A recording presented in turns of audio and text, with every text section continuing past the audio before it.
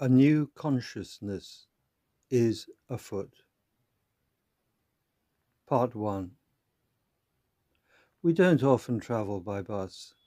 The middle classes don't. But the Volvo needed servicing, and Amanda had taken the Lotus. So we were on the number 43.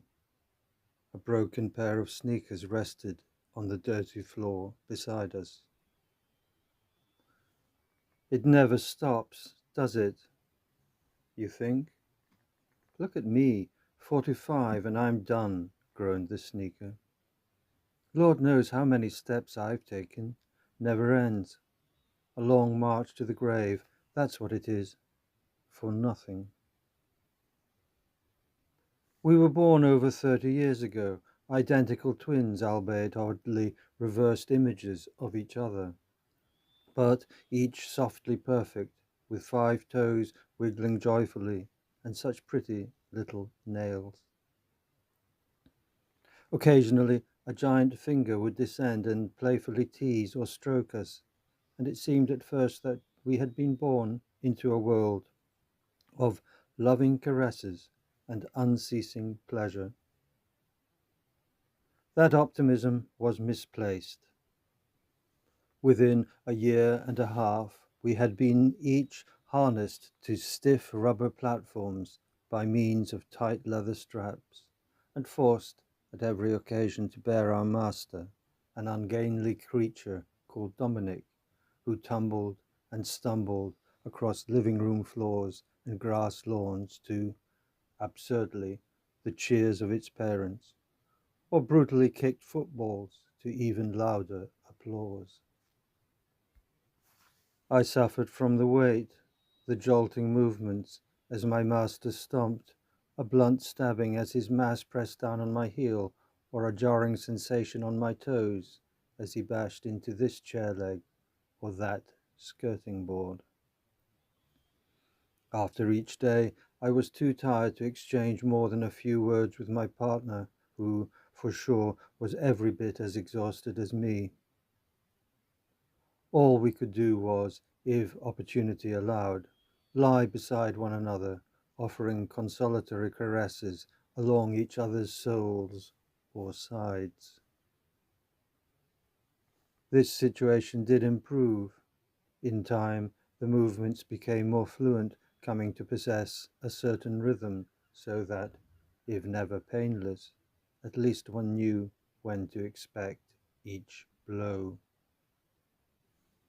As feet, we lived with this sense of our burden, an endless, thankless carrying. This sense was something that I had, as yet, never seen manifested socially, but I could feel that something had changed. A new consciousness was afoot.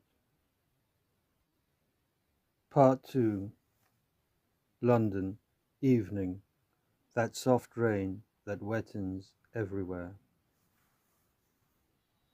Amanda's feet were waiting for us in the Criterion bar. My sock was wet, and so I was damp down under my arches and between my toes.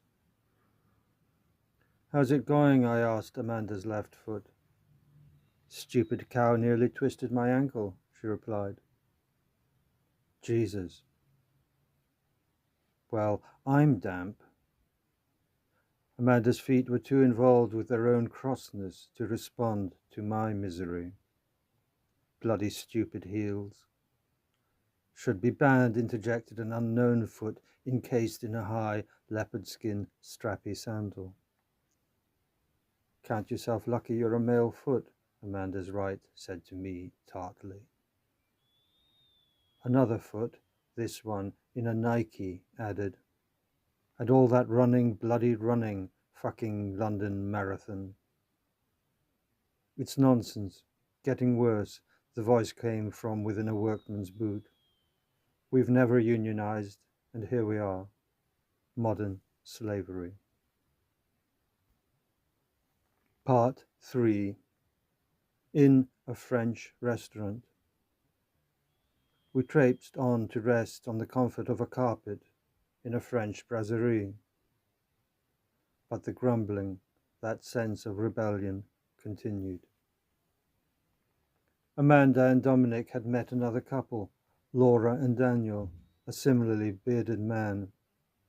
They spoke in confident voices, and large parts of their conversation were easily audible below the table. They ordered a second bottle of Burgundy, and we heard Dominic, a little drunk, wax. That's equality, see, but we need to establish equity. Equity means recognizing the different needs of marginalized groups, added Amanda enthusiastically. She worked in education as a diversity manager. Quotas for unrepresented minorities. And that includes trans men and women and intersex and non-binary, added Dominic passionately. Right on, yeah, said Daniel, thoughtfully stroking his beard. Like intersectionality, no more white privilege, enthused Daniela. Lefty hypocrites, muttered Daniel's right foot to me. Yak, yak, yak, but you never see me get a moment's rest on a footstool. And I've never had a massage, added Amanda's left. Fucking champagne socialists, said Daniel's right foot. Oh, come on, interjected Laura's right in a conciliatory voice. You can't complain about those cashmere socks you got last Christmas. Or that foot lotion, added Laura's left, made from pure, eco-sourced porpoise sperm. Mere consolations, yelled Daniel's left foot. They go on about equality, but who does all the walking is us. Yeah, bollocks to that fucking sperm lotion, shouted Daniel's right foot angrily. I'm sodden, and they don't give a damn. Well, it's better than many other feet get, responded Amanda's right, defensively. First world problems. You're just a bloody Tory, raged Daniel's left foot. What's going on down there? Came a voice from above, Dominic's voice. Are they arguing? It was Amanda. Daniel's face appeared under the table level. Shut it, will you? He shouted. We are knackered, yelled back Daniel's left foot. Put a sock in it, replied Daniel, adding an unpleasant laughter to his tasteless joke as he returned to an upright position to address the others. Let's go dancing. Oh, how marvellous, said Amanda. Where? Or shall we go back to ours? We've got Bolly in the fridge. Part 3. In an Islington living room. Daniel put on Jamiroquai. We don't want to dance, shouted Daniel's feet loudly. Yeah, give us a break, added Laura's feet. Ah, shut up, shouted Dominic, and he grabbed Amanda's hands, and shortly both couples began twisting and stomping to the music, pressing and bouncing on us against the hard, stripped wooden floors. Daniel was an energetic dancer, and Laura swooned as he turned her on her woeful toes, which were squeezed and pressed into one another, jamming first to the left, then the right, so that the nails cut into the toe flesh on either side. And then we were subjected to a hideous spinning. At least get these fucking heels off, yelled Amanda's left foot. Yeah, come on, guys, play fair, shouted Laura's right, and the women did duly kick off their inconvenient footwear, though both myself and my companion foot, and Daniel's pair, had to continue as before, encased in damp leather. Truly inhumane work conditions. Part 4. The next day.